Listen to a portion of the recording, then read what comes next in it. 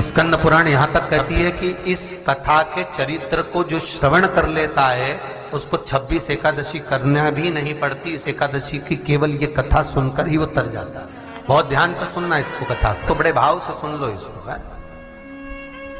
बड़े प्रेम से। इसलिए सारी एकादशियों में निर्जला एकादशी की महत्वता शास्त्र प्रमाण करता है महाराज। निर्जला एकादशी का उद्यापन जो करा जाता है, उसका उद्यापन और प्रदोष का जो उद्यापन करा जाता है, इन दोनों का क्रम लगभग एक जैसा ही। तो निर्जला पहुंची है और निर्जला ने जाकर भगवान नारायण से निवेदन करा। भगवान विष्णु ने पूछा, क्या बात है निर्जला, आज तुम खेलती हुई यहां पर आकर खड़ी हो गई, क्या हुआ क्या है? क्या तुमको गौलोक धाम में आनंद की अनुभूति नहीं हो रही जो तुम बैकुंठ में आई हो? निर्जला घूमती घूमती भगवान के सम्मुख में पहुंच गई। भगवान ने पूछ रहे हैं, बार बार पूछा, निर्जला हुआ क्या तुमको?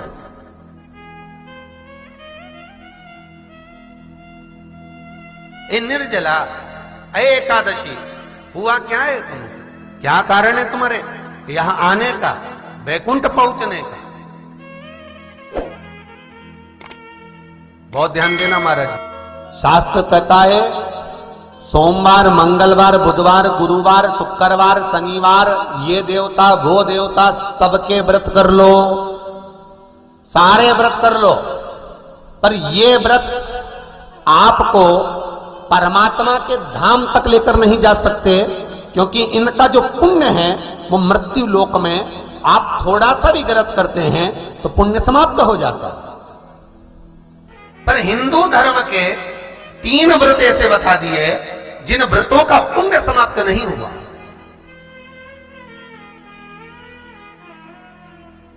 हिंदू धर्म के 3 व्रत ऐसे हो गए जिनका पुण्य समाप्त नहीं हुआ महाराज। क्यों? जिनका पुण्य प्रबलता में बढ़ता गया। पहले नंबर पर एकादशी, दूसरे नंबर पर प्रदोष और तीसरे नंबर पर शिवरात्रि। एकादशी भी 26 है तो प्रदोष भी जम के बोलते जाओ 26 है। शिवरात्रि केवल 12,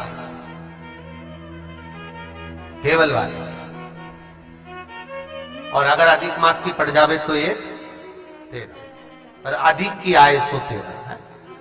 तो यहां शास्त्र कह रहा है कि 3 व्रत हमारे यहां जिनका पुण्य समाप्त नहीं हुआ, जिनका पुण्य प्रबल हुआ, बड़ा। इसलिए आज भी माता एकादशी का व्रत करती है, और एकादशी का व्रत कर कर अगर कोई जीवात्मा को देते हैं, कोई मर भी गया तो उसको एकादशी का दान देते हैं। एकादशी का उसको दान दिया है। महाराज निर्जला खड़ी पूछा, क्यों आई हो, क्या कारण? निर्जला आई, तब लक्ष्मी मैया उठकर निर्जला के करीब में गई। निर्जला बहुत सरल थी निर्जला। कहते हैं कामा एकादशी सबसे लंबी है। कौन सी एकादशी? कामा। फिर मोक्षदा उससे नीची है महाराज। और निर्जला जो है बिल्कुल छोटा स्वरूप है। निर्जला का मतलब देखा जाए तो केवल 2 चोटी करी हुई है। मस्तक पर भोर लगा हुआ है निर्जला के, माथे पर बिंदी लगी हुई है निर्जला के, सुंदर गले में तुलसी की मालाएं पहनी है निर्जला, हाथ में जो हाथ फूल जैसी माताएं पहले पहनती थी, आपको ध्यान में होगा, ऐसा बड़ा फूल होता था, अंगूठियां पड़ी होती थी, हाथ में ऐसा लगा रहता है। तो निर्जला हाथ फूल भी तुलसी के धारण करी। बड़ा सुंदर स्वरूप है माता निर्जला का महाराज। छोटी है तो माता लक्ष्मी उनके पास में गई और निर्जला से जाकर पूछा, निर्जला तेरे आने का कारण क्या है, तू बता।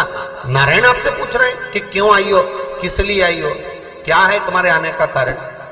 निर्जला ने कहा, मेरी विनती केवल इतनी सी है मां, कि मैं ये चाहती हूं कि मैं जीव के प्राण छूटने के बाद उसके प्राणों को जिस समय मैं लेकर जीवात्मा के प्राणों को परमात्मा तक भेजूं, बैकुंठ तक भेजूं, गौलोक धाम तक भेजूं, उस बीच में मुझे ले जाते समय कई नरक भी बीच में पड़ेंगे, कई स्थान ऐसे बैतरणी आदि के स्थान बीच में आएंगे, तो वो स्थान में मुझे रोका ना जाए। मैं सीधे भगवान के धाम पहुंच जाऊं। ऐसी कृपा, ऐसी दया। जितनी भी माताएं एकादशी का व्रत करती, बहुत ध्यान से सुनना आज की कथा को। शायद जिंदगी में मिली ना मिली, पर ये कथा का रिश्ता तो बहुत ध्यान से सुनना। स्कंद पुराण यहां तक कहती है कि इस कथा के चरित्र को जो श्रवण कर लेता है उसको 26 एकादशी करना भी नहीं पड़ती। इस एकादशी की केवल ये कथा सुनकर ही वो तर जाता है। बहुत ध्यान से सुनना इसको, कथा को। सबसे पहला नियम एकादशी व्रत का, सबसे पहला नियम है कि आप जिस दिन व्रत करो उसके एक दिन पहले भक्ति का संचार इस हृदय में करो। भक्ति का संचार इस हृदय में कर लीजिए। जिस दिन आप व्रत करो, जैसे एकादशी का व्रत कर रहे हो, तो दशमी के दिन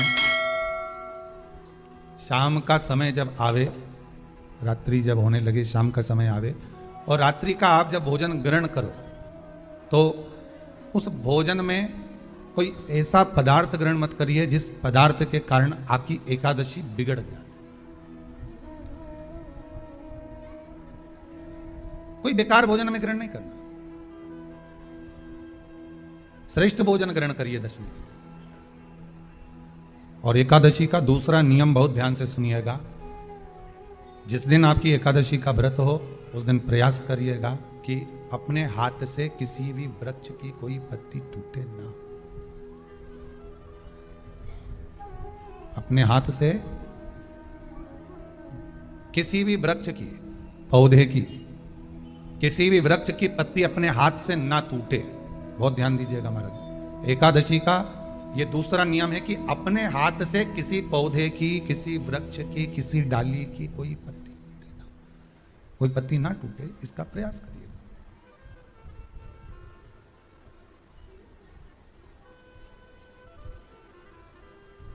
कितना सुंदर व्याख्यान कहा है, कितना सुंदर वर्णन है महाराज,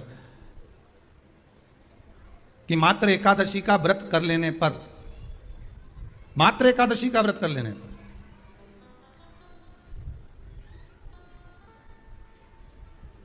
जो पूर्व में किया गया हमारा पाप कर्म है, हमने किसी जीव की हत्या करी है, हमने किसी को कष्ट प्रदान करा है, हमने किसी को अपशब्द कहा है, हमने किसी को ताने दिए, हमने किसी को आड़ा टेढ़ा कहा है, हमने किसी को गालियां दे दी है, मात्र एकादशी का व्रत ही कर लेने पर ये सारे जो दोष हैं वो समाप्त हो जाते हैं। सारे दोष हमारे समाप्ति पर आ जाते हैं।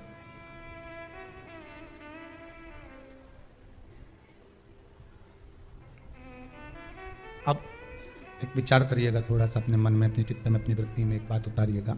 एक अपने मन में एक बात को उतार कर रखिएगा कि आप अपने पाप को, अपने पाप कर्म को जिस दिन क्षीण करने वाले हो, समाप्त करने वाले हो, अपने पाप को आप जिस दिन समाप्ति पर लेकर जा रहे हो, तो उसके एक दिन पहले आपको प्रसन्नता होना चाहिए कि नहीं होना चाहिए कि कल मेरा पाप कटने वाला है, कल मेरा पाप समाप्त होने वाला है। जो मैंने पाप कर्म करा है वो समाप्त होगा, जो मैंने पाप कर्म करा है वो कल समाप्त हो जाएगा। तो एक दिन पहले आपके चेहरे पर प्रसन्नता हो कि ना हो?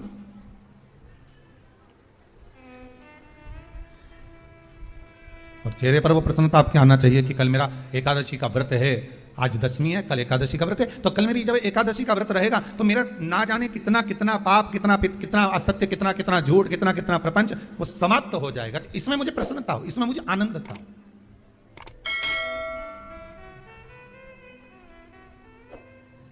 तो क्या कहा गया कि प्रयास करिएगा कि एकादशी के दिन कोई वृक्ष की, कोई डाली की, कोई पोपल की कोई पत्ती ना तोड़ी जाए। क्यों? तो कहा अगर उस पत्ती को हम तोड़ देते हैं, वृक्ष की पत्ती को या क्यारे में लगी हुई कोई डाली की पत्ती को हम तोड़ देते हैं, तो एकादशी का पुण्य फल प्राप्त नहीं होता। एकादशी का कोई फल हमारे खाते में नहीं जाता, पुण्य फल प्राप्त। अब फिर भले तुम, चाहे तुमने मोरधन खाया हो, चाहे तुमने फिर चिप्स खाई हो, चाहे तुमने फिर व्रत का कितना ही सामान खा गए और तुमने सोचा कि आज मेरी एकादशी है, तो फिर उसका कोई फल